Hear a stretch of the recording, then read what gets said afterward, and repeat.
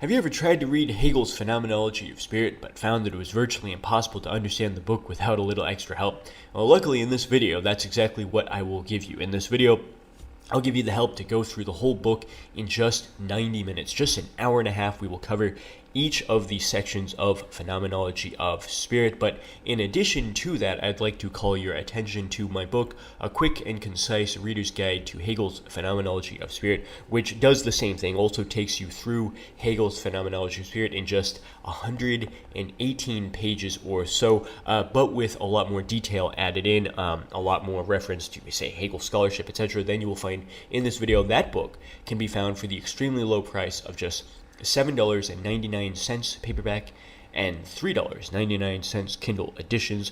Link to the Amazon page for that book is provided in the video description. Alright, so if we get into the content of the text itself, we'll start counting sections with 0 in the spirit of, say, Peano arithmetic. Well, in the 0th section of the Phenomenology of Spirit, the introduction, this is where Hegel basically explains how dialectic will work for the rest of the book. Now, you've probably heard it said before that Hegel's theory of dialectic could be condensed to the formula of thesis, antithesis, synthesis. This is basically the idea that a contradiction isn't really a contradiction so long as it is composed of two half-truths. According to this view, in a trio of 3 concepts, the synthesis is a nice third one, which allows you to keep the best of both worlds from both the thesis and its exact opposite, its antithesis, while getting rid of all the parts of those two things which you didn't like. This might be compared to the character of the Hulk in Avengers Endgame. This was a Hulk who seemed to have finally resolved the contradictions between Bruce Banner on the one hand, who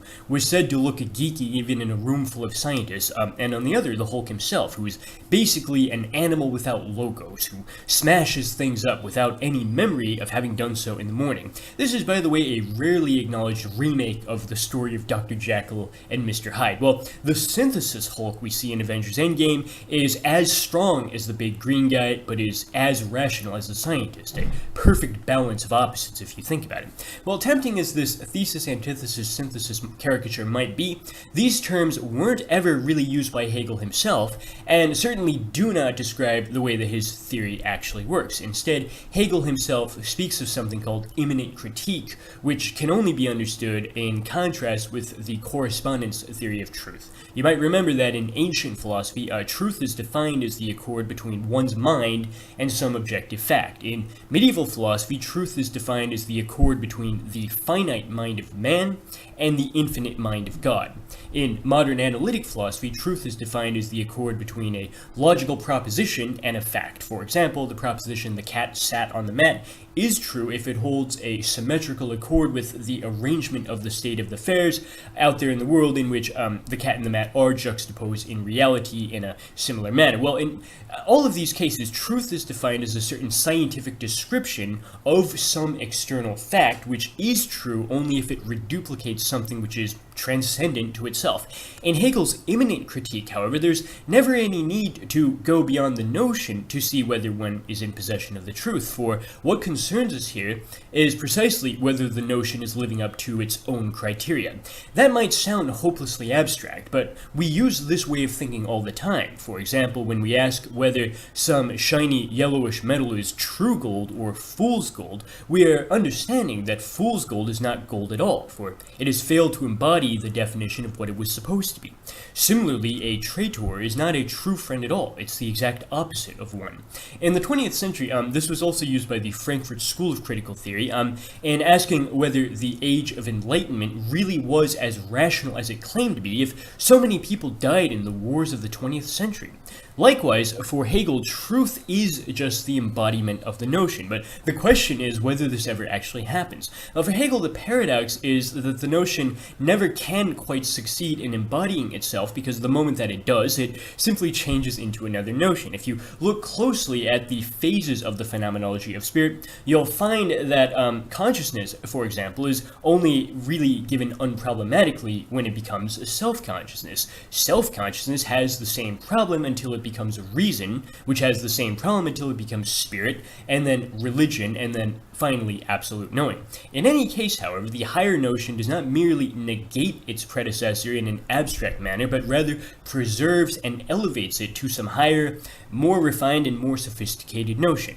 But in order to understand what Hegel means by that, you have to see how he grasped negation differently from his predecessors. Abstract negation is what most people mean when they use that term, and this is simply a no without any further qualification. Hegel noted, though, that a determinate negation is a negation which has content. Heidegger noted in his own lectures on the Phenomenology of Spirit that the Hegelian term Aufhebung really has a triple meaning which cannot be captured in one single word, especially within modern English. Instead, Heidegger used the three Latin terms tollere, which means to remove or terminate the initial illusion, as well as conservare, which means to preserve and include within the experience, and finally, elevare, which means to lift up to a higher level of knowing, to show how Aufhebung for Hegel means all three of these at the same time. In this sense, one is negating what came before, but also elevating it into a higher determinate negation, which will preserve it and continue to develop it for the rest of the movement. Under this view, overcoming the previous phase is more like a productive beginning than a merely negative destruction. Now this we can move on now to the first section, sense certainty. Well, the strangest thing about the Phenomenology of Spirit, which you can notice even at this very early phase of the book, is that at first glance, each one of these sections has a title that basically sounds like a synonym or working definition of subjectivity itself. You have titles like consciousness, self-consciousness, of reason, spirit, etc. Well, the irony is that in each one of those phases, the subject actually is not that thing which is being proposed, but turns out to be simply that elusive element which escapes the definition and it disrupts its notional coordinates from within. This sort of strange inversion is evident even as early as that first section on sense certainty, which basically gambles on the question, what if we can just avoid this whole damn dialectical procedure by simply seizing the full positivity of being in the here and the now as it is given without any mediation or negation? This sort of hope for an immediate intuition, though, is really just the hope to experience a pure this. Consciousness finds out very quickly, though, that the this splits into two as soon as you seize it, for this has both a spatial meaning as here and a temporal meaning as now. Neither of these, however, actually is immediate, for both of them are universals in disguise, universals whose truth is ironically rendered stale almost immediately by language itself. Hegel jokes that the truth should not lose anything by being written down, but whereas before now was night, now it's day. Whereas before here was a tree, now here is a house. The universal, then, is that which exceeds all of its instantiations because, for Hegel, the universal is negativity. And it's a negativity which thwarts even my own attempts to use language to capture it. In using language, for example, I might mean the radically particular this, but I actually end up saying the universal.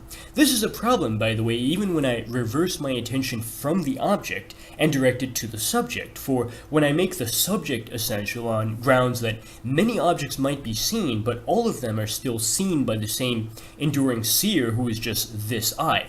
The word I, however, is used by all people, not just me, and all of them, except me, are somebody different than the person who is this I. The word I is, then, actually a universal too.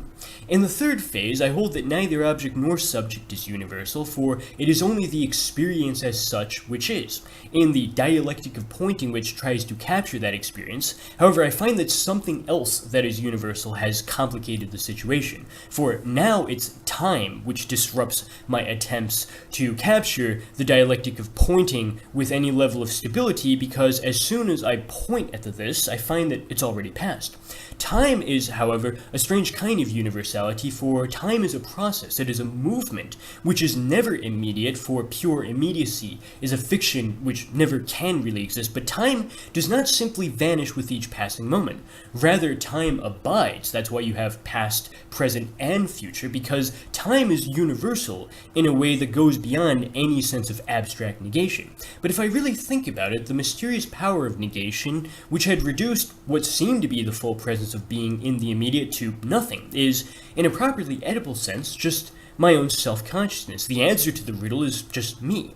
In the second phase of a perception, we move from experiencing the immediate this to instead experiencing the thing with many properties. We speak of properties at this point because after a strange reversal, the very same universal which disrupted the last section and had the status of a problem is now simply accepted as our starting point, for it is now interpreted as the property which is instantiated in some particular thing.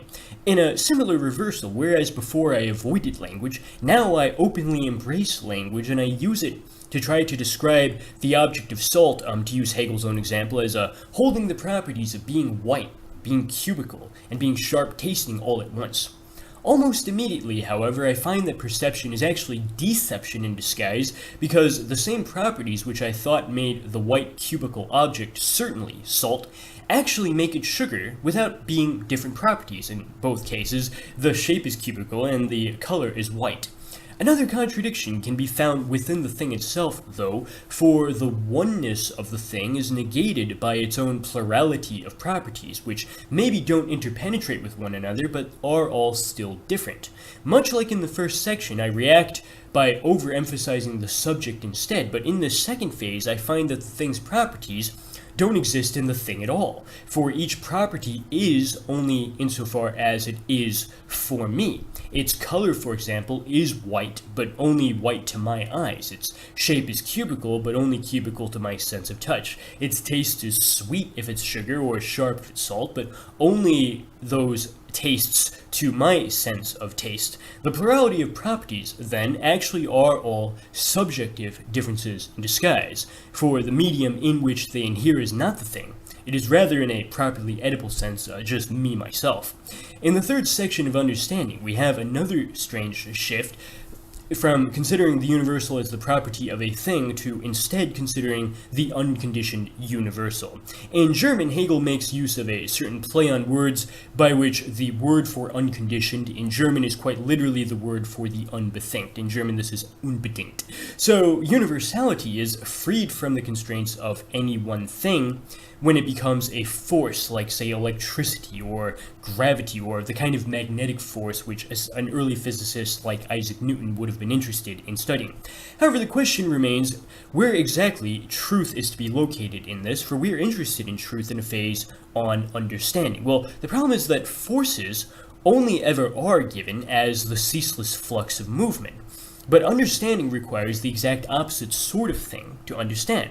What it requires is a motionless and eternal law of science. Later we find that the two must be combined in explanation, for you explain a force precisely through knowing which law is associated with it. But if we backpedal a moment, we'll see that the physical forces of this world, insofar as they devolve into so many fleeting moments of appearance, require the understanding to posit another world of fixed laws as the invisible essence of the former. In the third phase of explanation, though, these fixed and motionless laws find themselves perverted by a strange type of motion, if you will, when they are met with a second Platonic realm, which reduplicates the first Platonic realm of law, but in an inverted form.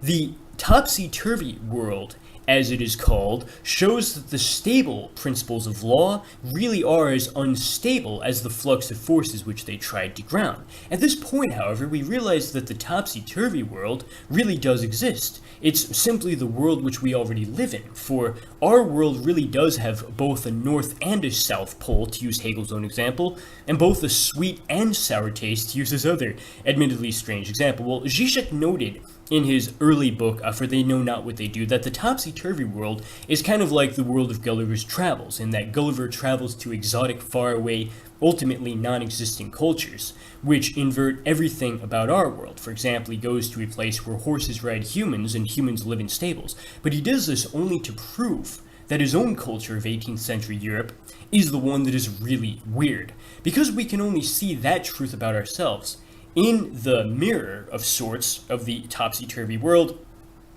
I also find that the truth about myself is located within the notion, for this power of negation is once again revealed to just be me, myself. But I can only understand how that is the case if I go beyond the bad or spurious infinity, which is defined as a never-ending series of larger numbers, such that no matter how high you count, you can always increment it by one. No, I realize that true infinity is the coincidence of opposites in the same medium. The truly infinite, though, is not just electricity, which is admittedly both positive and negative in the real world. No, the true infinity is just me. For when I discover myself as the truest force of life, I am able to move from the detached observer to somebody who has desire, intention, and, later on, action. As we move on to the part of the book titled B, Self-Consciousness, in the fourth section, we realize that the quest for certainty has turned inward once again when the subject realizes itself to be self-conscious and then realizes that it is free to really act within the world. Consciousness is no longer consciousness of the object, but becomes conscious of itself. But even with this great emphasis on one's own self, we find immediately that the other remains problematic. This is because of the problem of desire.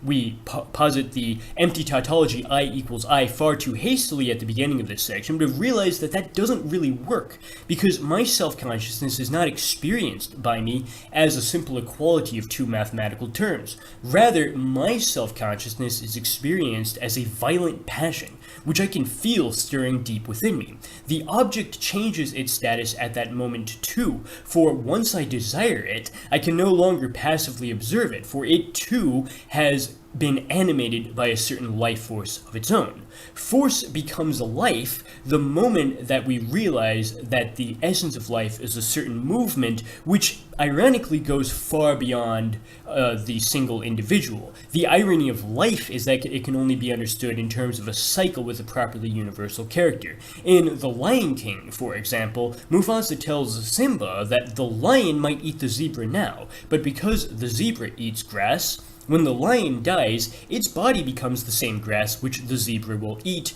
which will in turn become lion once the lion eats it again.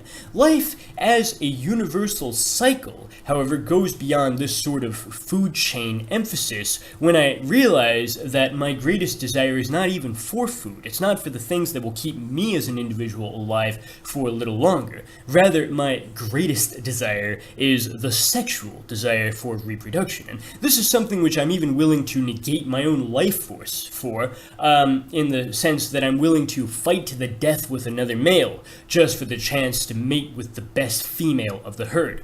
The term wolf, then, is inherently deceptive, for the real wolf is not the name of any one individual. The real wolf is just the whole species. Once again, if I only focus on getting enough food and water to survive as an individual, I will still die eventually. But if I reproduce, then the species will live on forever.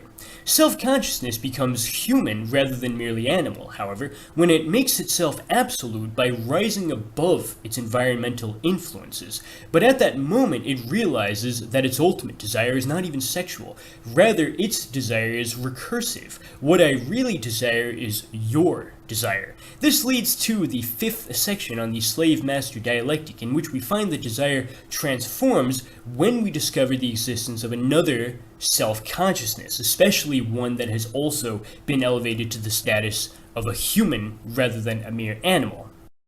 Well, we now learn that my desire is the recursive desire for your desire, because I can't actually be myself unless I get recognition from you. I can't simply look in the mirror and become self-conscious, because now I realize that this is more aptly to be named social consciousness. Self-consciousness then literally finds itself outside of itself, because this need to be recognized in the other at this very early phase makes a fight between the two inevitable. But this fight lacks any direct or obvious solution, because the naive path of simply destroying the other would also destroy myself in the process, because as social consciousness, I would lose the ability to get the other's recognition in the process. Embarrassment, if you really think about it, is possible only for such a social consciousness, because I blush when I do something wrong in the public, because at that moment my very being is called into question, because I worry what others will think of me.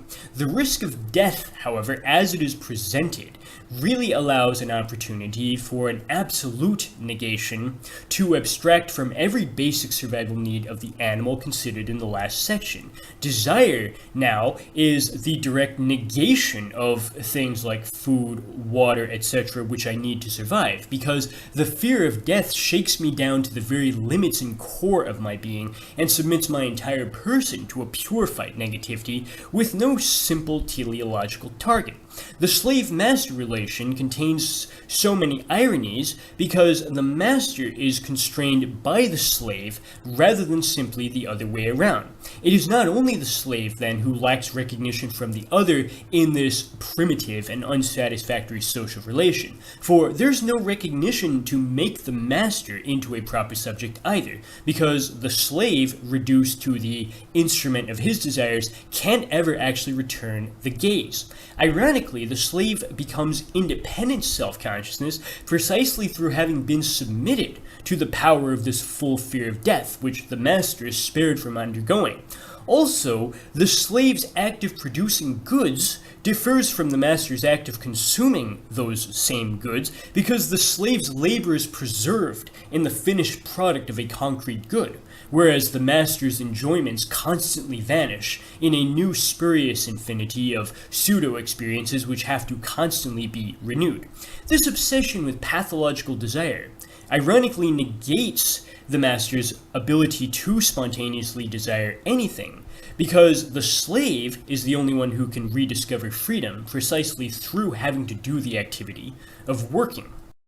In the 6th section on the Stoic, the Skeptic, and the Unhappy Consciousness, we find that the Stoic is a figure who realizes the meaning of the kind of freedom which had been sought out by self-consciousness thus far, when the Stoic realizes that the greatest freedom is simply its ability to think. The Stoic then retreats into his own thoughts and negates the outer world as the source of the kind of suffering which the slave just escaped from.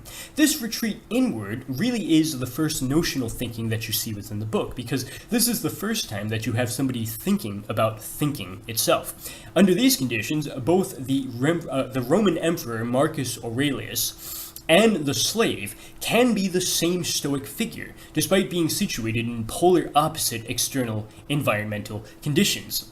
Stoicism, however, suffers from the problem that this kind of notional thinking has not yet progressed to the point that it can capture movement, for the only kind of negation you have here is the abstract negation of that outer world of suffering, which leads one to flee into the inner world of one's own private thoughts. In the second section, however, the skeptic is emboldened to reverse the Stoic's position by having action replace thought, by having the negation of other people's thoughts become its favorite pastime. However, this position, that everybody else's opinion is open to negation, is easily turned back on the position of the skeptic himself. In the third phase of the unhappy consciousness, the full alienation of selfhood comes to be achieved, as one now openly desires nothing in this world and only turns one's attention to the infinite beyond, which is called God. The unhappy consciousness differs from the Stoic's negation of the outer world, however, in that it is now not myself that I retreat into, but it is rather precisely my own self, which I have identified as the problem which I am trying to get away from. In a very strange combination with the skeptic, the problem which is submitted to the attack of abstract negation is just me, myself. What this means in a more historical sense is that for Hegel, the medieval Christian lives his life trying to escape from his life. In the process, he fails to see that the fallen sinner and the perfect God which he projects in the beyond of heaven are actually just two different aspects of the same thing. But his attempts to find some resolution to bring the two sides together always end up failing. In the religious ritual, for example, man feels certain sublime emotions while standing in church, but he can't actually think these through in a properly notional manner. The symbols of religion are hopelessly unclear too, for the empty grave is supposed to be the symbol of God's glorious resurrection, but it's only experienced as the ironic symbol of God's absence from this world, an absence which the sinner reacts to by retreating even further back into himself. Unlike the slave of last section, however, the kind of work which the sinner does as the peasant of the Middle Ages is not really his own work, for any accomplishment in, say, producing a bountiful harvest is interpreted as God's gracious gift to the sinner. This failure then leads to a return into the self, which in Catholicism is called the examination of conscience. But this only drives me to feel even more guilty over my sinfulness, because every painstaking detail of it is reviewed over and over again in the privacy of my own thoughts. The more I think about myself, the more I'm disgusted with myself, and the more I try to escape myself through the mortification of the flesh. Because gazing into myself proves that the only thing I am is filth. My status as the filth of sin leads me to finally surrender my freedom fully to the local priest. But the village priest is a strange figure indeed, because even though he's just one mortal man, his mind overlaps with the universal truth of God, because he claims to be able to speak on his behalf. Unexpectedly, this coincidence leads me to discover the Cartesian cogito, for reason, in the form of logic and mathematics, is also universal truth, which overlaps with the individual mind of one thinking person. As we transition to the part of the book called See, or Reason, in the 7th section on Idealism, the Cartesian cogito arises from the ironic figure of the village priest because, once again, in both cases, there's no need to go outside of one's own mind to find eternal truth. For the rationalist, however, the kinds of eternal universal truths which interest us are those of geometry or syllogistic reasoning, or even the kind of rationalist metaphysics you had with Leibniz or Spinoza.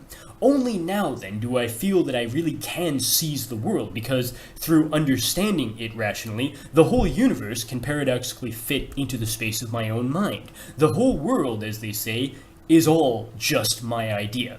This world then seems like a whole new place, but I quickly find that the formula of the world equals my idea is actually just the Kantian category in disguise. The Kantian categories are supposed to be a priori because they're never derived from experience, but a certain subtle presupposition is at work here after all. Hegel calls the Kantian categories into question by noting that Kant actually cheated by deducing the table of categories from a pre-given table of judgments which he got from logic. This means that he failed to really start the science of knowledge from a purely a priori presuppositionless starting point. Another problem with Kant is that he never actually provides a systematic account of the thing in itself. In one phase, he simply excludes it negatively as an excess for which one can only say that it is what one does not experience. On the other hand, he simultaneously claims that this thing in itself is the positive origin from which all of our experiences of the world are secondarily derived. Pure reason, then, is actually an ironic pure empiricism in disguise, Hegel says, because of this double status of the thing in itself. In the 8th section, Observing Reason in the form of observing external nature, we return to perception once again, but this is no longer the perception of a thing with so many properties that we saw in the 2nd section. Instead, we are now trying to discover laws through observation itself. Laws really are universal objects because a law expresses a universal truth, but it does so in a scientifically observed particular. This is science, in other words, because scientific observation tries to capture the universality of life, for example, with so many laws of nature, but every one of those had to be empirically observed. This observation fails, however, after it is revealed that its own ideal of mathematical formalization, which is, by the way, the endpoint which all sciences are supposed to be progressing towards, well, when you actually get mathematical formalization, this only ends up yielding so many dead numbers. Dead numbers, however, are the exact opposite of the notion of life which they were supposed to capture. In the 9th section on logic and psychology, at this phase of the phenomenology, we're still searching for the universal object of law, but this changes from the law of external nature to instead become the laws of my own internal processes of thinking. The law of contradiction from logic, for example, really does satisfy the criterion of universality in a way that none of the laws of external nature could, because the law of non-contradiction actually is universally applicable to anything whatsoever. No matter what you consider, it cannot both be and not be the same thing in the same way at the same time. This holy grail of the universal object, though, was ironically found by turning inwards into one's own mind after scanning the whole world in the last section, even to the point of concluding section 8 with an attempt to observe the Earth itself as the ultimate seemingly universal object. Well, now that my mind is made into an object of observation, I paradoxically find myself turn into the same animal which I had observed in the last section, because psychology promises to explain more about how I think than logic could, because psychology can show that all of my thinking really can be explained in terms of how some external environmental stimulus exerts its influence upon the hardwired instincts of the organ of thinking, which is called my brain. This myth that thinking is completely determined by external material conditions, however, is simply a negation of freedom, which is itself a subtle negation of the very meaning of the human subject. Contrary to the Marxist misappropriation of Hegel, Hegel himself here explicitly notes that human subjectivity disappears precisely when you try to solve the formula for how it works as the feature of a biological machine connected to so many other naturalistic machines in a Émile Zola-style milieu. In the 10th section on Physiognomy and Phrenology, I tried to unite nature and spirit in observation, but this overemphasis on observation now pushes the object of observation from the brain to the even more absurd image of the human skull.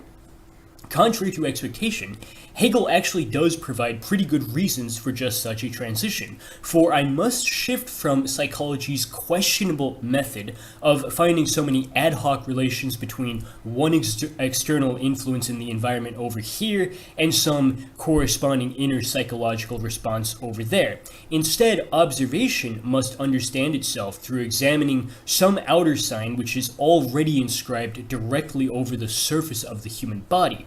This is a sign which would directly express some inner spiritual power which had always already belonged to the subject, instead of being put there secondarily and transitively by the external influences of one's environment. In physiognomy, for example, we understand a person's psychological tendencies through reading the lines on their palm, instead of, say, examining the shifting conditions of a brain which is openly understood in our era to be plastic. Phrenology perfects this method, however, by instead examining the bumps on the skull, which take the meaning of the term hardwired tendencies to a whole new level of literal meaningfulness. The idea here is that the physical shapes along the skull can be correlated with particular psychological predispositions within a person, such as whether he or she is hardwired, no pun intended, to be a criminal. In accord with the science of the time, this made sense because it was thought that certain regions of the brain were activated during particular acts, like, say, committing murder. So if one just examined the region of the skull that lay adjacent to that part of the brain, one could see if there were any troubling signs in the form of irregularities. Hegel noted the irony, though, that the skull is a dead bone, which is being used now in a very perverse sense to try to understand its exact opposite term, which is the notion of life itself. The absurdity of this contradiction leads reason to realize that it has to break out of observation altogether in order to, instead, actively make itself through free action. In the 11th section, the actualization of rational self-consciousness through its own activity, reason repeats the earlier shift from consciousness to self-consciousness by now becoming active rather than merely observing. The quasi-historical context for this new active reason is the Greek polis, or the city-state, because this social ecosystem seems to finally resolve the earlier deadlock of intersubjectivity which we first encountered back in the slave-master dialectic. The ethical substance of the Greek city-state would seem to be the universal object which we quite literally search the ends of the earth for, because this social Garden of Eden is a place in which custom is the universal work, because custom is performed by every member of the community and therefore allows everyone to have a place within the whole. One might be reminded that this ability to interiorize the custom as that which das Man, as Heidegger says, or which one in the community does, well, this is defined by psychologists today as a socialization. Socialization allows one to be accepted by one's peers because they can see themselves in the new recruit, because in a very real sense, adopting the same custom makes all of them into the same person. Hegel reveals that such custom is a knowledge, certainly, but ironically is an unthinking knowledge, because like an ant within an ant colony, one doesn't have to actually understand why one does what one is expected to do. One just instinctively does it. But another problem arises which negates the city-state's claim to universality, in that the particular city-state's relation to other particular city-states is not harmonious at all. It is instead a relation of constant warfare. This universal, then, is actually the worst particular in disguise. In the 12th section on pleasure and necessity, the well-known character of Faust himself makes an appearance when he breaks with the unthinking knowledge of custom in order to go out and create himself through freedom. He finds that real action is to not be just another cog in the machine of the city-state. It is instead to have the guts to exert one's freedom to break with that custom.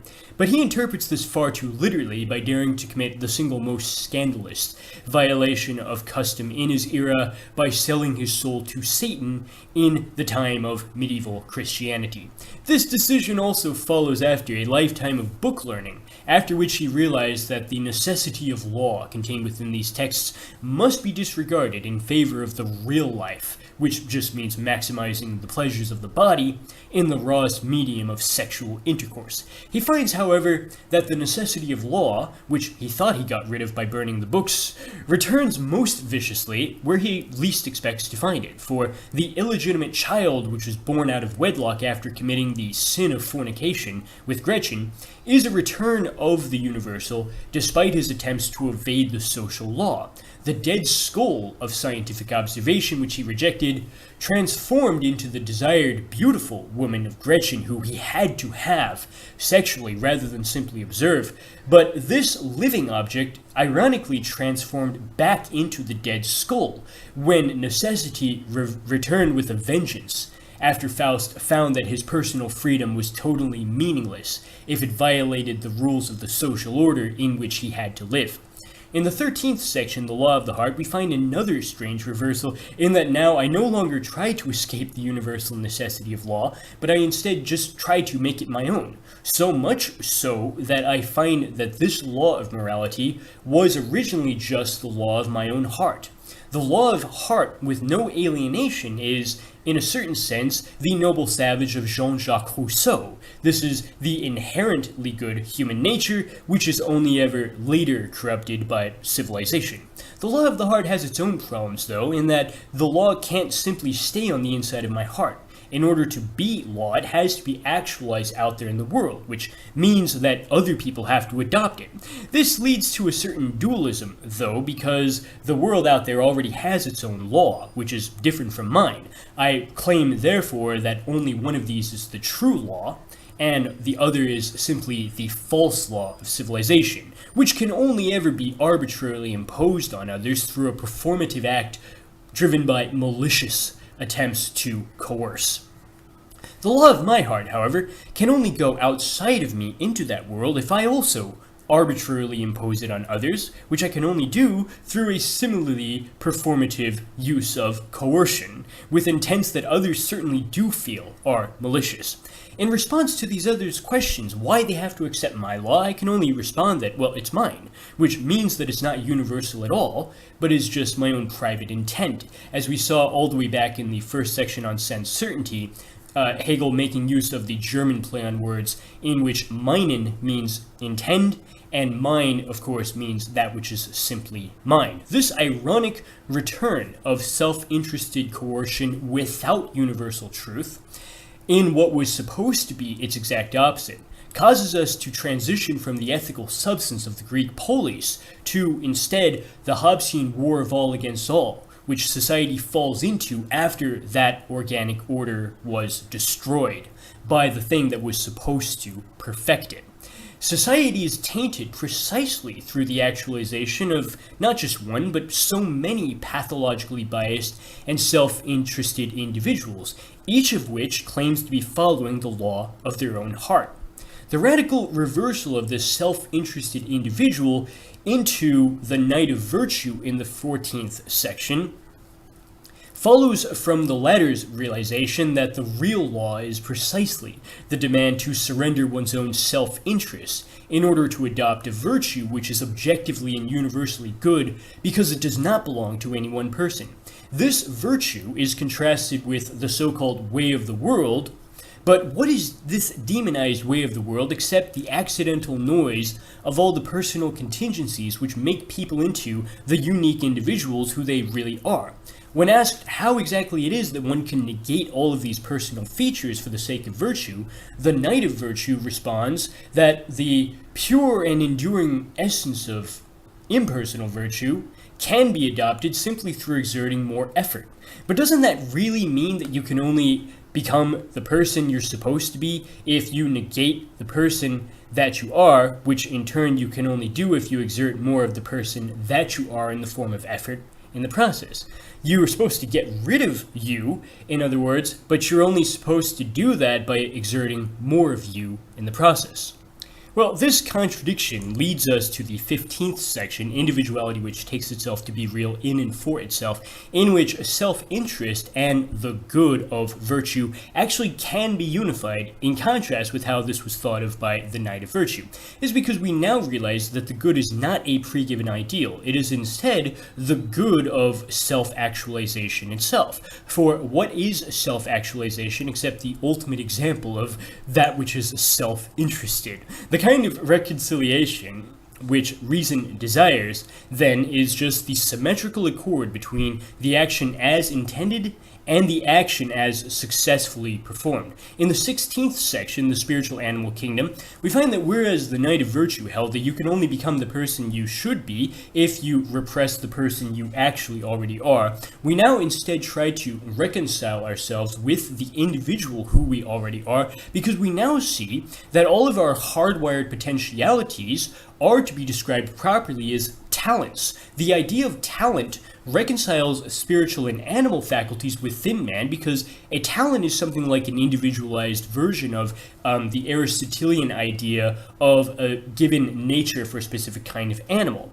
Just as dogs and cats have animal natures for the whole species, each one of us has our own individual talents which make us who we are. It is not enough to have these talents, though, for they can only be valuable if they are put to use, which means if they produce some work beyond themselves which can reflect that talent in a manner which is objectified and universally accessible. Well, to use the terminology of the Unabomber Manifesto, Ted Kaczynski would say that you have to go through the power process, because the power process is the only way to change a goal from a hypothetical idea within your mind into something which has actually been accomplished in the real world. The power process, however, is a very strange thing, because the goal escapes me precisely at the moment when it is fully realized, and it's only fully within my possession when it is inside my imagination as a purely hypothetical image which actually does not reflect anything that exists.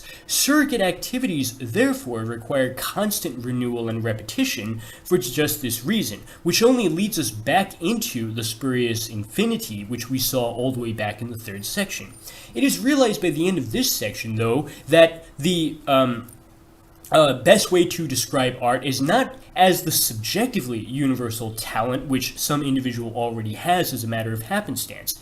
Instead, art is the objectively universal Sache selbst in German, or the matter in hand as it is sometimes translated. Fiction, for example, is not just the talent of an individual artist or novelist like, say, Balzac. Rather, fiction is a vast field of study which even the greatest novelists like Balzac have to spend a whole lifetime exploring as something which definitively exists beyond themselves. In the 17th section on Reason as Lawgiver, however, reason now takes this objectively universal matter in hand as its starting point, but realizes that the true matter in hand, worthy of the term universality, is not just art, it is instead the much more serious field of ethical law.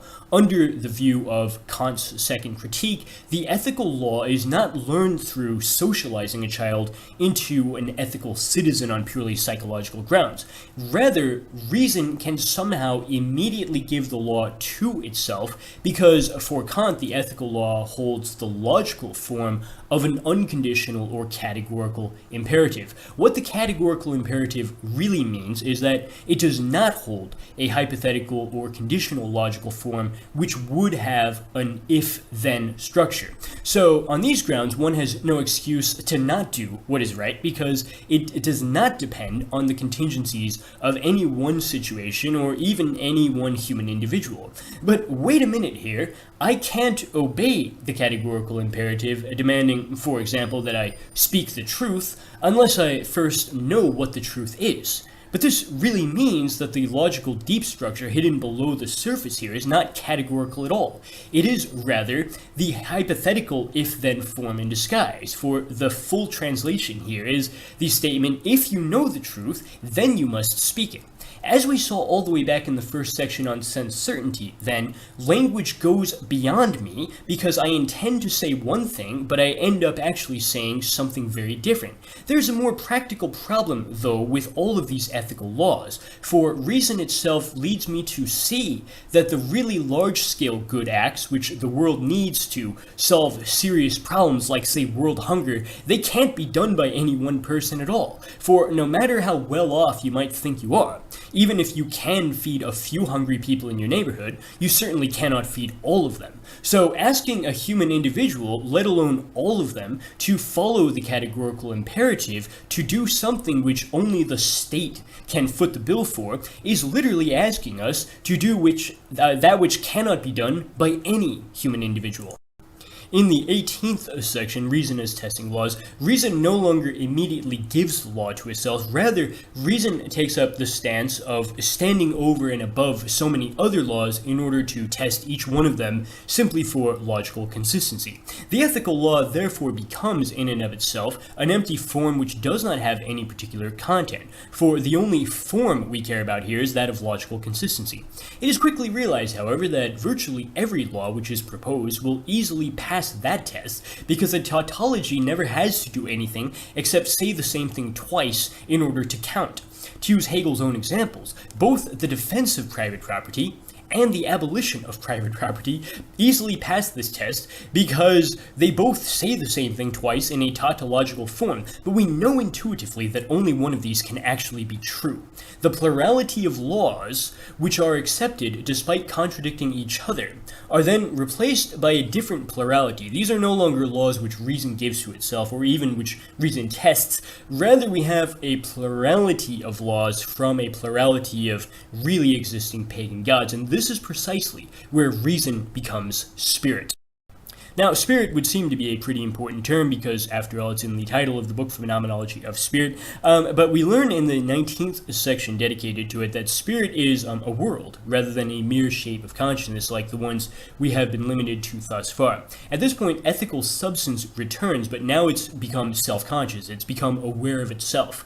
We have a corresponding shift then from the individual rational thinker of reason to instead a community of which each one of those people realize themselves to be a part. But the unity of the community is called into question as early as section 20, which really deals with the tragedy of Antigone. For here we find that the unified world of spirit is already split up into two. The greatest irony, as one recalls from that play, is that it was not broken up by any crime of willfully violating the law. Rather, it was split up precisely by the actions which would seem to be ethical because they were mandated by a law. Notice I said a law instead of the law, because the problem with an Antigone is that there's not one but rather two ethical codes, and sometimes they do contradict one another. The human law is in terms of gender masculine and concerns the public sphere and the state concern of warfare, while the divine law is in gender terms feminine and concerns the private sphere and the concerns of the family. In that play, King Creon has to forbid the burial of a war criminal in accord with the human law, but the criminal's sister Antigone violates that law in order to follow the divine law, mandating that she give a proper burial to her brother. Once again, the conflict is precisely the result of each one of these people following the law. But because there are two laws, we can have a conflict within a world that was supposed to be unified, because a strict gender binary has split it into two.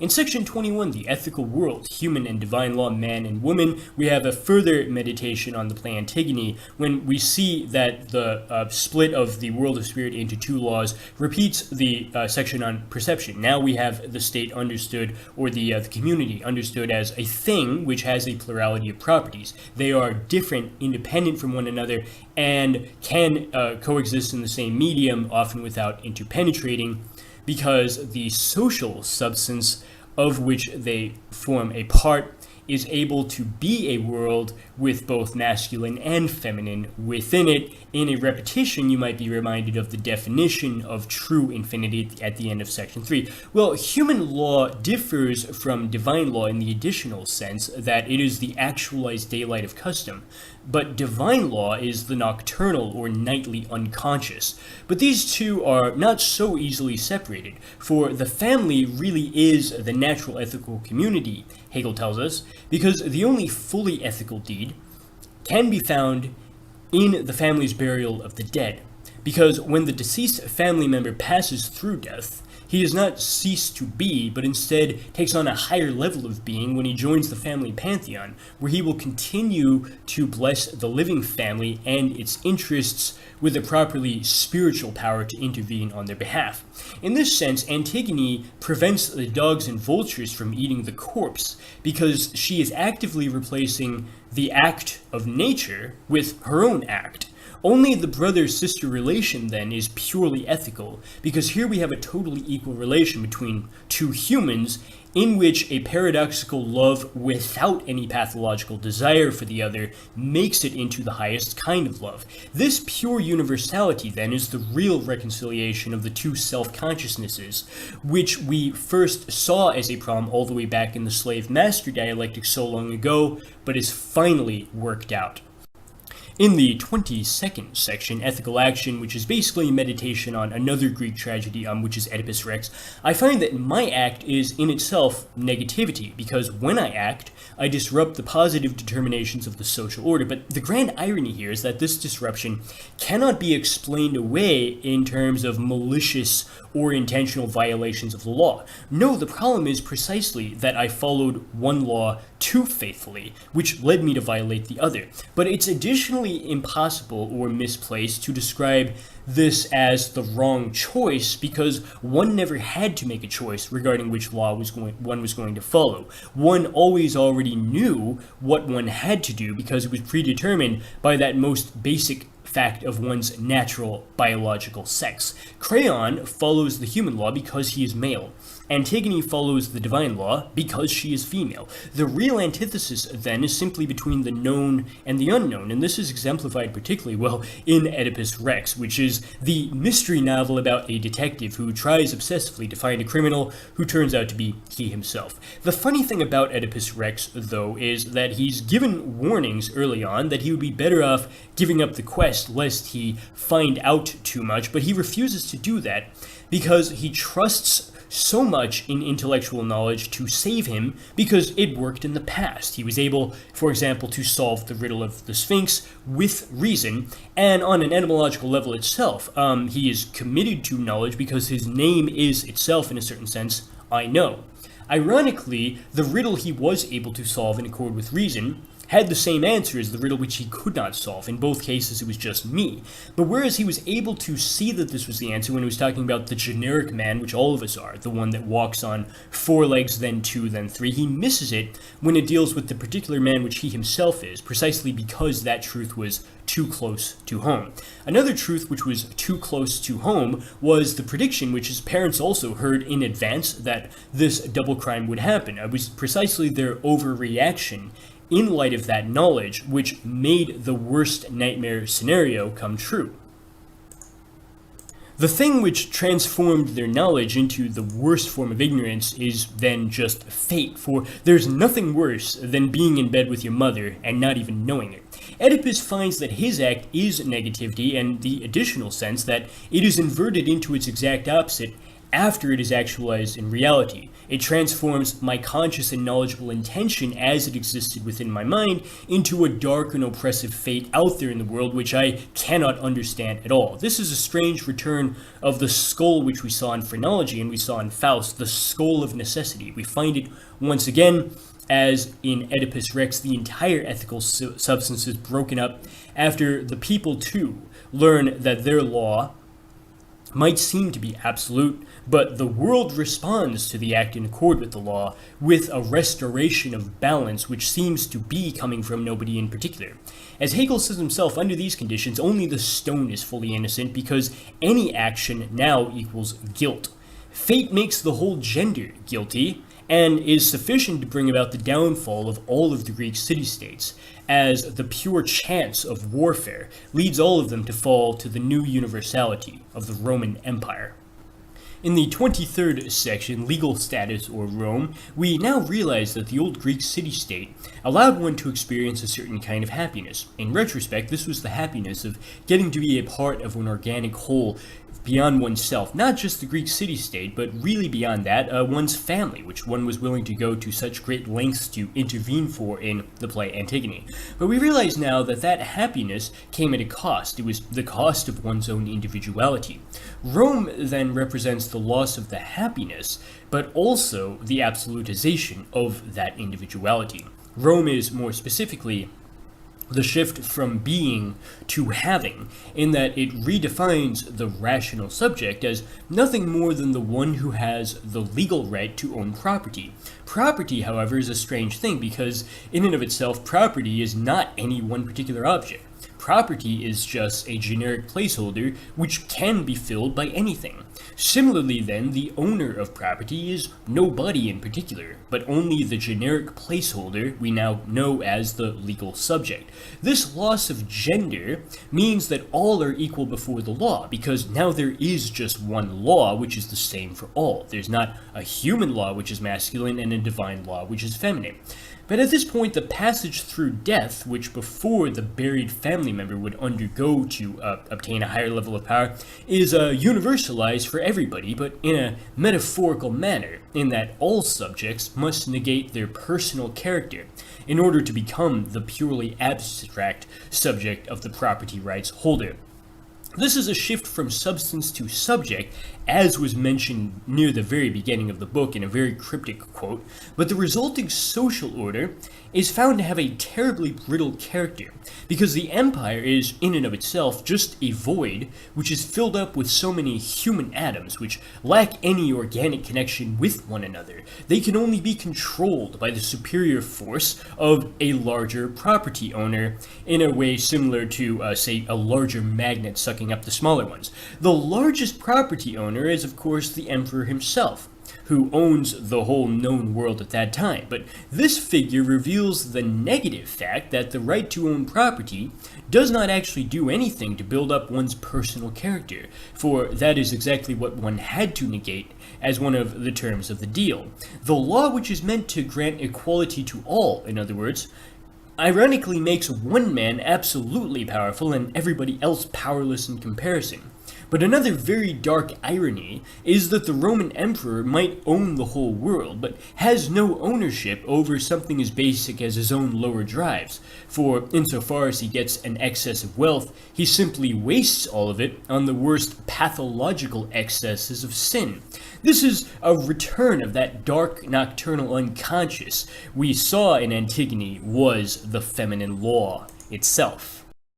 In the 24th section, Culture or Self-Alienated Spirit, we find a transition from ancient Rome to Renaissance-era France, when we realize that the emperor, who seems to have absolute power due to owning the whole empire, ends up becoming a pseudo-self who is taken over by the alien forces of the unconscious, which make him into their slave. We realize, however, at this point, that we can simply turn this alienation into our new starting point. We can define alienation positively in the sense that if it is done the right way, it becomes culture itself. Culture also negates our hardwired nature by asking us to renounce it in favor of some other content, but it does it in a coordinated manner by making us into a cultured subject. No more do we have to fall back on the unthinking customs which were given by the gods. Now we can intentionally raise ourselves up into the higher, explicitly artificial Bildung in German of culture. Now in the 25th section, which is titled The World of Self-Alienated Spirit, we actually have only one paragraph in the whole section, which describes the irony that the more we try to maintain spirit as a unified world, which was, after all, the definition we had posited at the very beginning of the chapter on spirit, well, the more we actually end up splitting that world up into two worlds. We saw something like this as a problem back in the ancient Greek section as a result of there being two different laws, one human, the other divine, one masculine, the other feminine. Well, at this phase of French culture, the cause of the splitting up is rather different. In this case, we find that because the world of reality is defined by a culture which is explicitly understood to be rooted in self-alienation, spirit rises up above that alienation in order to construct what Hegel calls the ether of pure consciousness.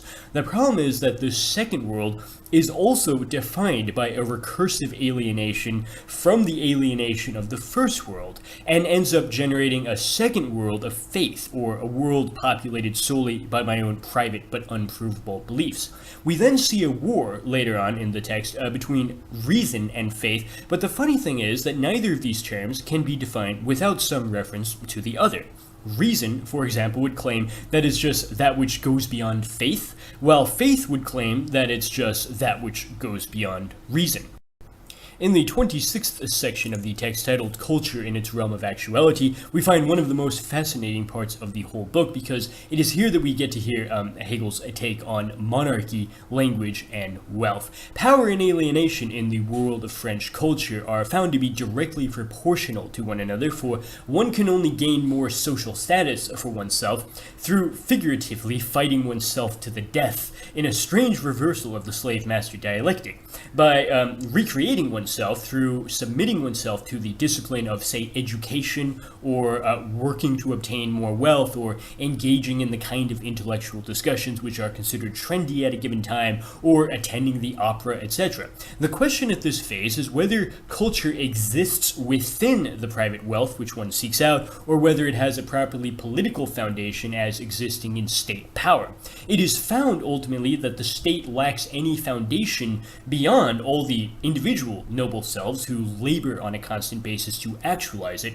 But in a strange reversal of the slave-master dialectic, we find that this is not good enough, for the only alternative is to make the state itself literally self-conscious by making the state into a person. The figure who famously said, "L'État c'est moi," or the state, that's just me, is of course the King of France, in this particular case, the Sun King, Louis XIV, I believe. One must pass through death again, however, in order to reach this highest state of any human on earth, for it is precisely language which elevates one mortal man to the status of the King of France. And this is done through others' language, in the sense that the coordinated flattery of all of the nobles is precisely what elevates one man to a status above them.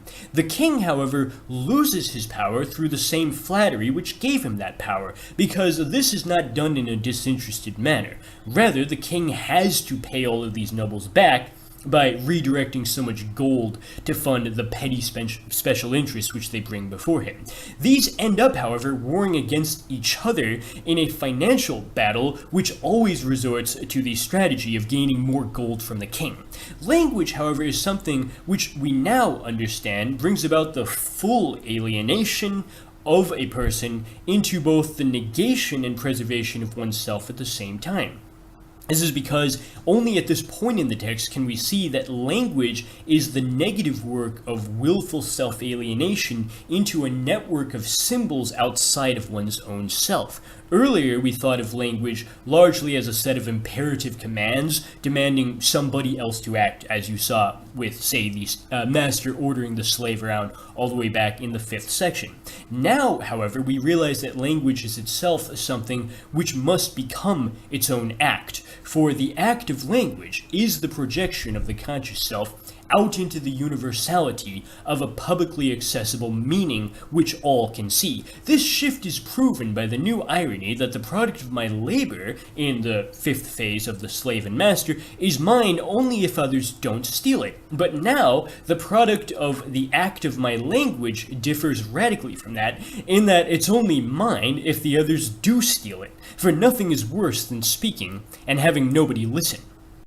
In the 27th section, titled Faith and Pure Insight, Pascal's wager shows us how a double alienation emerges in response to the first alienation of the world of culture, as discussed a few sections back.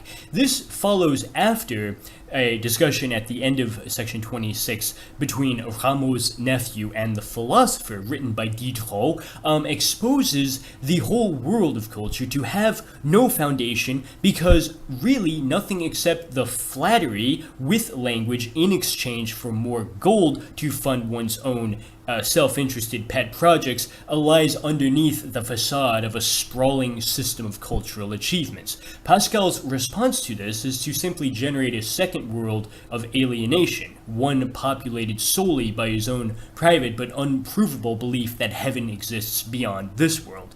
This is something which, however, immediately and inextricably brings about the appearance of the exact opposite figure, the skeptic, somebody who, as we shall see in the next section, also can only exist if the believer he fights again is also given.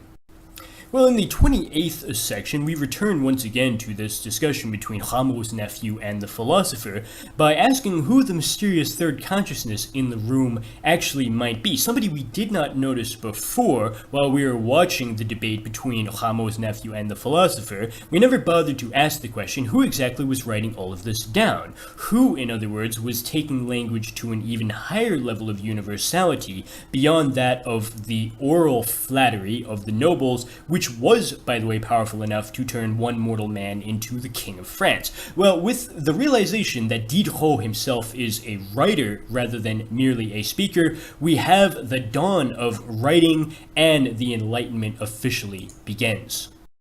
In the 29th section, titled The Struggle of the Enlightenment with Superstition, reason now wages a full-scale war against the logical contradictions it finds within the believer and his faith, but the skeptic ends up generating his own logical contradictions in the process. For example, the skeptic claims that the human mind invented all of religion on its own, but then turns around and says the exact opposite by saying that religion had to have been put into someone's mind by some alien force, like, say, an evil king or a pope who was only trying to control them. The skeptic's position is, at any rate, completely parasitic upon the faith he attacks because the skeptic has no content of his own. He simply repeats whatever the believer said, but in a negated form.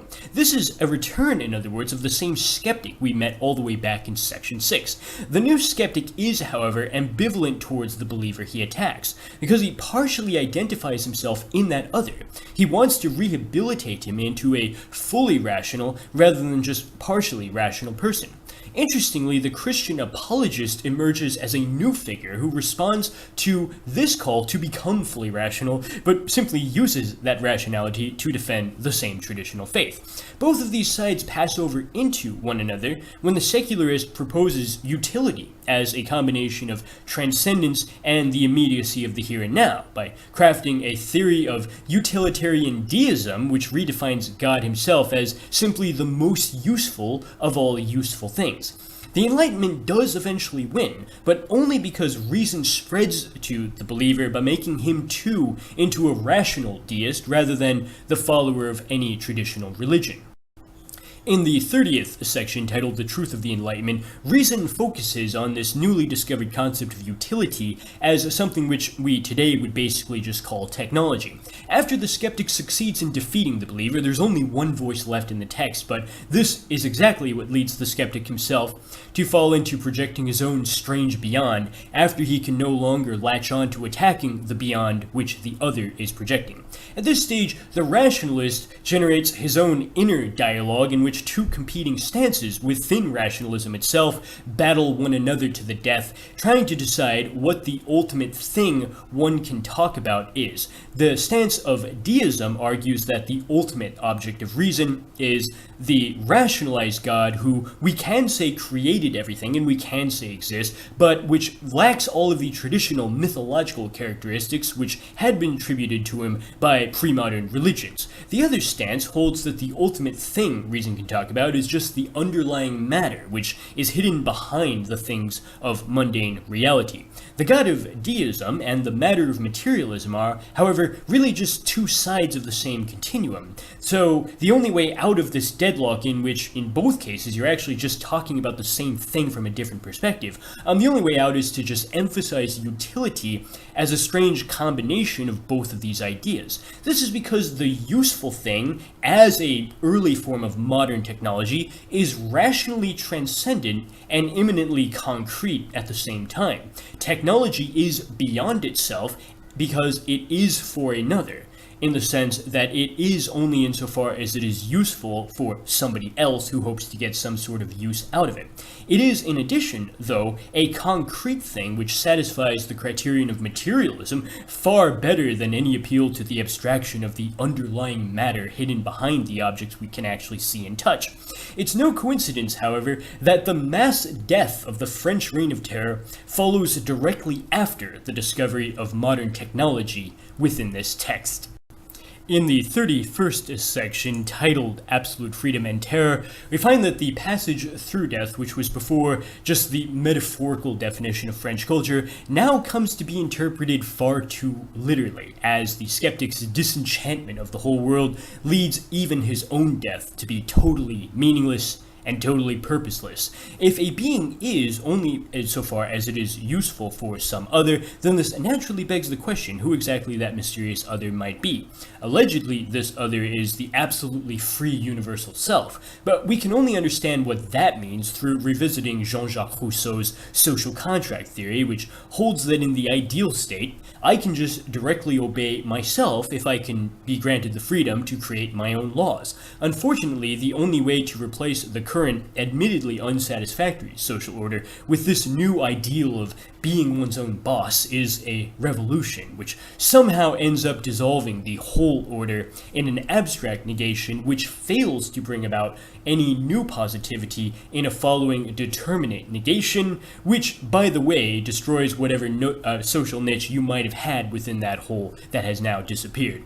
This is because the criterion of absolute freedom requires all positively given objectivity to have to be negated, on grounds that only this would allow subjectivity to actually be posited as fully absolute.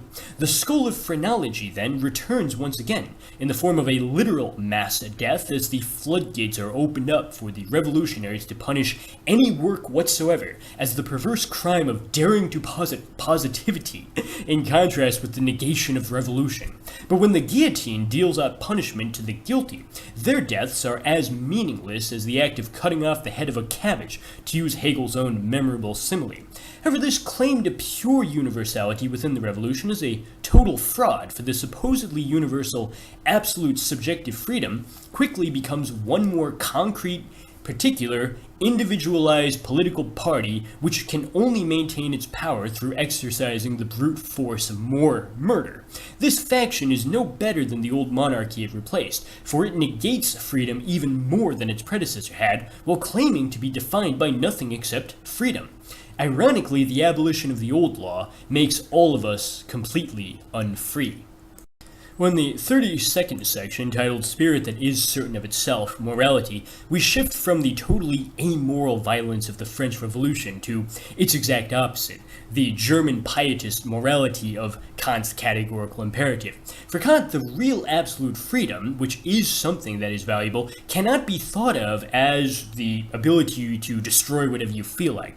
Rather, the true absolute freedom is just the ability we have to will the universal moral law as something which holds a determinate content in stark contrast with the pure void of French terror.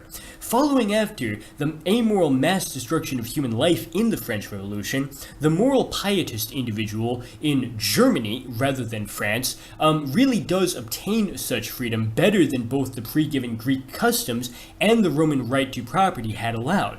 Because now freedom is situated in a radically groundless act of willing the universal ethical law into a concrete deed. In the 33rd section of the text, titled The Moral View of the World, I find the world of spirit split up yet again, but for a very different reason than had been the case in Greece or France. This time, the world of spirit is split up precisely due to an equivocation with regard to the meaning of the word world, which I discover in response to the need to act morally. I find that there is an inner world and an outer world, and both of them exist, but each is ruled by a very different set of laws. The moral law, for example, rules over my inner world, but this seems to conflict with the natural law, which rules over the outer world. The former can be explained simply through ethics, while the latter has to be explained through science. I find very quickly, though, that the two are not so disconnected from one another, for I can only act morally in accord with what the inner world tells me to do if I perform the act out there in the outer world, for there is the medium in which I am able once again to go through the power process to transform an intention into a concrete deed. The harmony between these two worlds is something which I never actually empirically encounter, but I can still rationally postulate it through the power of my intellect. In response to the first postulate of reason, which harmonizes the inner and the outer world, however, I immediately find that I need another rational postulate to harmonize another conflict which I've discovered, this time between two sides of my own self. This is because I have pathological drives in addition to a rational ego capable of willing the good. Because of this conflict between two different sides of myself, I do the evil I don't want to do, while I often fail to do the good which I actually do want to do, as St. Paul also noted in the New Testament. The postulates actually bring about a strange combination of Pascal and Voltaire, if you think about it, in that I can't see, but I can have faith in the rational postulates themselves, which are once again never empirically encountered, but are only ever thought by reason. In the third postulate, though, the unity of the first two postulates is something which only God himself can bring about. But this means, if you really think about it, that I have myself just postulated God into existence with the power of my own mind, which is actually kind of blasphemous. Full-blown German idealism follows necessarily afterwards, as figures like Fichte charge Kant with the error of creating these postulates of reason in a non-rational manner, arguing that he simply tacked one of them onto another by having each one respond to the unresolved dilemma of its predecessor in an ad hoc manner which fails to be quite as systematic as any truly a priori system should be. In the 34th section, titled Dissemblance or Duplicity, we find that duplicity is the exact opposite of morality because, as Edmund Spenser noted in his allegorical epic poem, The Fairy Queen, Duessa is the name which he gives to the character who stands for the false church of Rome, as he interprets it as an Elizabethan Protestant, because it seems to be the true church on the outside, but in reality it's something different. This dualism between what you seem to be and what you really are is the exact opposite of morality, and in this particular section of the text takes the form of the pseudo-moralist who claims that the main ethical problem in the world today is that people who don't deserve happiness still get to be happy. But if you really scratch the surface, that claim doesn't make any sense because none of us actually deserves to be happy. Every one of us actually is imperfect. Every one of us does wrong. So what the pseudo-moralist is really angry about is just that people outside of his or her own circle of friends are blessed with good fortune occasionally. At this point, one leaves the realm of the outer projection of ethics behind in order to try to hear the voice of God speaking directly in one's own mind. The word for that voice is, of course, conscience. In the 35th section of the text, The Beautiful Soul, we basically meet the character of Martin Luther, because he was the one who promised that Christianity could be reformed to the point that one would no longer need the law to do good deeds. For, according to Luther, you can only really do good if you want to do good, in which case you're doing it because you are good. Being coerced into obeying the law of, say, the Vatican, through having them dangle the fear of hell before you, or even just the authority of the Pope, that can never lead you to do an act that is truly good. For the condition of doing good is rather that you be the beautiful soul who obeys his own voice of conscience because he wants to. The beautiful soul, however, finds itself inevitably falling into a certain conflict with other seemingly beautiful souls in the real world, but the cause of this conflict and disagreement is precisely that each one of them is listening to what the voice of his or her own conscience had told them to do.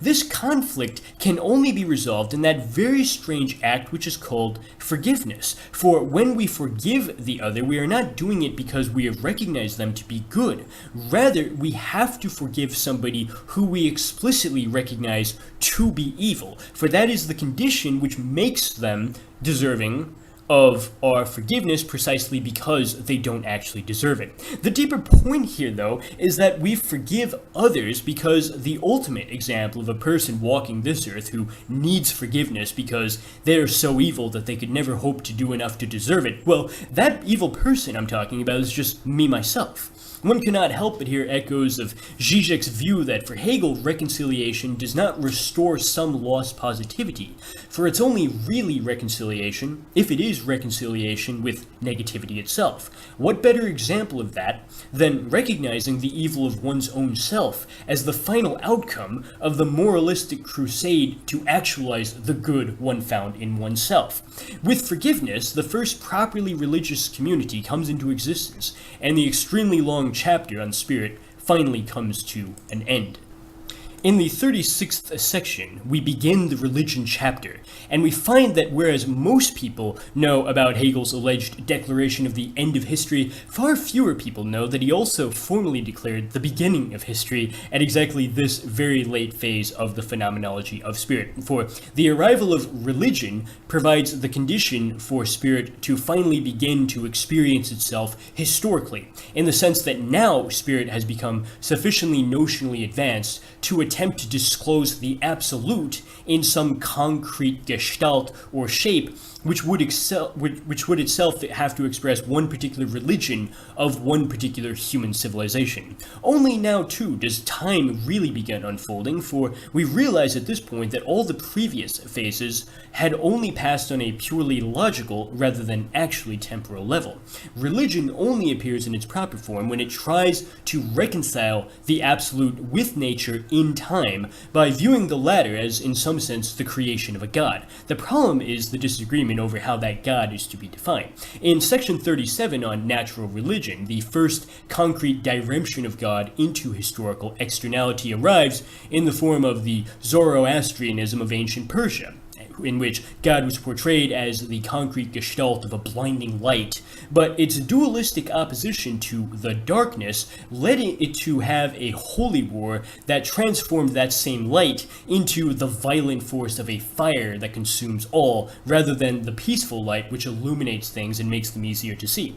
This contradicts, however, any idea of a reconciliation between God and nature, so we shift to the second phase of Indian Hinduism, in which the differences which were positively illuminated by the light beforehand are no longer destroyed by the fire, nor are they even left in a transitory state, but are instead transformed into enduring differences, or, as we might say, the attributes of substance from perception, but now understood as the attributes of a living substance, better known as an organism. The gestalt which expresses God within Hegel's admittedly poor understanding of Hinduism is simply the gestalt of life, or more specifically, a plurality of many lives, many living things which become the many gods and goddesses of Indian religion. This is followed, though, inevitably, according to Hegel, by a series of unending wars which is the logical outcome of having a plurality of life forms which can only survive if they eat one another, something which Hegel finds to be far too unadvanced in its reflection of the animal kingdom to hope to disclose the absolute as God within history. In the shift to Egypt as the third phase of natural religion, spirit rises up above nature to productively transform it into craft by using the abstract formulae of the understanding to engineer impressive artifacts, even on so massive a scale as that of the pyramids. However, no matter how sophisticated its projects might be, this Egyptian craft fails to be art in the proper sense of the term, because the pyramid's rigid straight lines and lack of curves evidence a lack of freedom on the part of the craftsman, and his inability to deviate from the pre-established norms of his own mathematical formulae.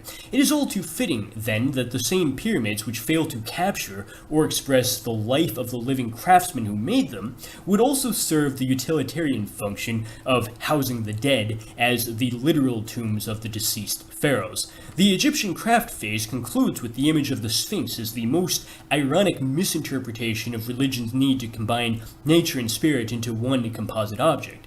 By having the Sphinx allocate a certain number of shares of its own physical real estate space to both of these sides, the craftsman is perplexed to find that spirit and nature fail to interpenetrate with one another, despite the fact that both a human head and an animal body had been shoved together and included in the sum total. Quite fittingly, the perverse truth of the Sphinx is its linguistic character as a riddle, or the explicit recognition that man does not understand the same work which he had crafted in accord with the engineering formulae of his understanding.